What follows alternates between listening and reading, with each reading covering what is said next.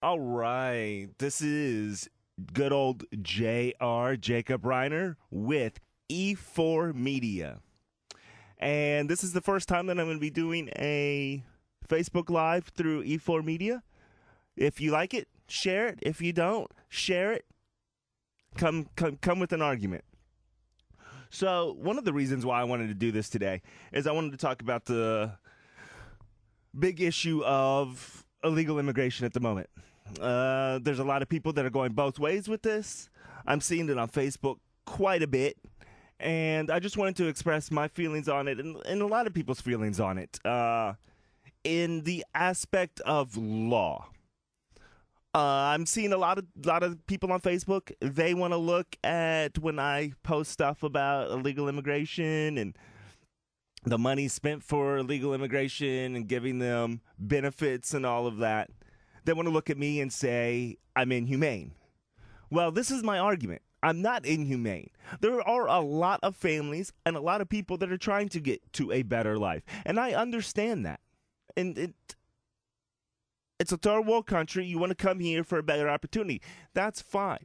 You want asylum in this country? Well, let me explain to you this. There's many ways you can do that without crossing over illegally. For one, there's a U.S. embassy in Mexico City. There's a consulate in Juarez. There's a consulate in Guadalajara. There's a consulate in Hermosillo. There's a consulate in Matamoros. Consulate in Merida. Consulate in Monterrey. Consulate in Nogales. Consulate in Nuevo Laredo. Consulate in Tijuana. There are also extension consulates and extension embassies. In Acapulco, they have an extension embassy from the Mexico City.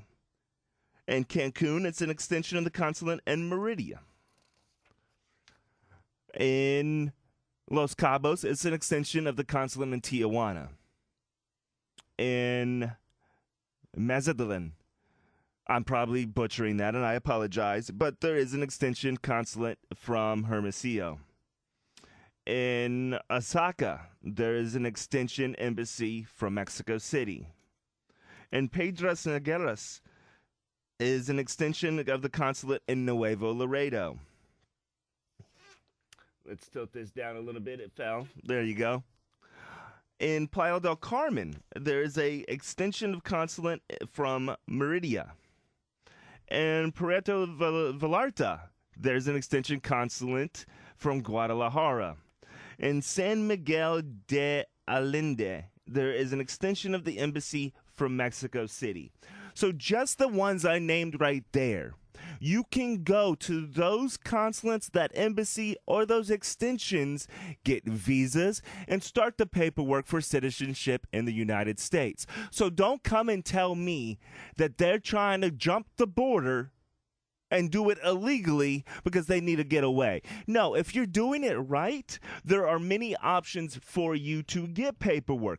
You want to say you want to come here for a better working position. Well, that's not asylum. You're not trying to get asylum. You're looking for better working opportunities. Then go and get a visa.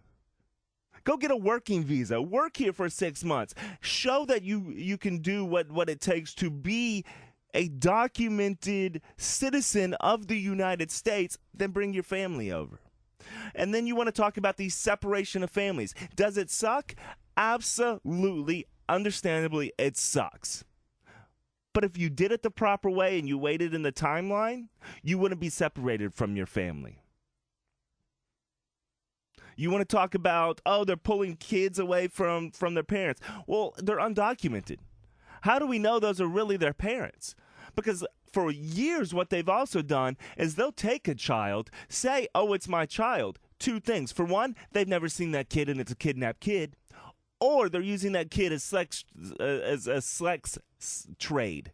Well, now you're letting this whole sex trafficker in because they're undocumented. And then, of course, we're going to go back to what I've been saying for years.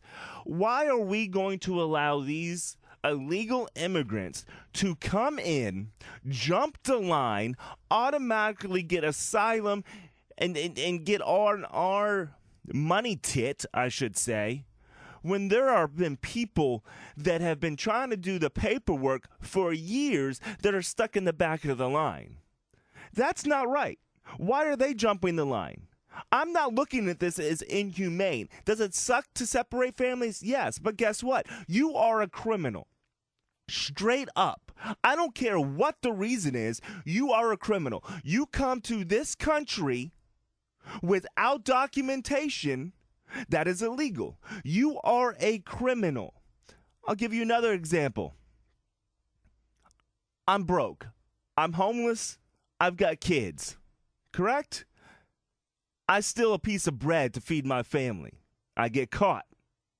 Yes, the circumstances were my family was hungry. I needed to feed them. Could it be justified to some people? Absolutely. But guess what? I'm still a criminal. I still stole. I still broke the law. I'm going to be separated from my family to do jail time because I stole. Then it goes into morality. I've got to accept the fact that I stole to feed my family. Guess what? I'll accept that. I'll take the year or so in prison, maybe a misdemeanor, maybe I get off with probation because of the situation, but I'm still a criminal. So even if you're coming into the United States because of oppression, by doing it illegally without documentation and jumping the line, you are a criminal. You will be separated from your loved ones for however long it is. You broke the law. Then if you want to reverse that, Mexico has walls. They've got walls in Guadalajara to prevent people from jumping over there. Are we going to jump over there? No, because America is better opportunity than in Mexico, so we're not going to go the other way. But they protect them. Why can't we protect us? You are a criminal when you cross over illegally. Stop whining that we're separating you and your family. You're the one that made the decision. You're the one that dragged your kid over here. So if he gets separated from you, guess what? That sucks. But I can also most likely tell you that your child most likely will stay here. You, on the other hand, will be deported.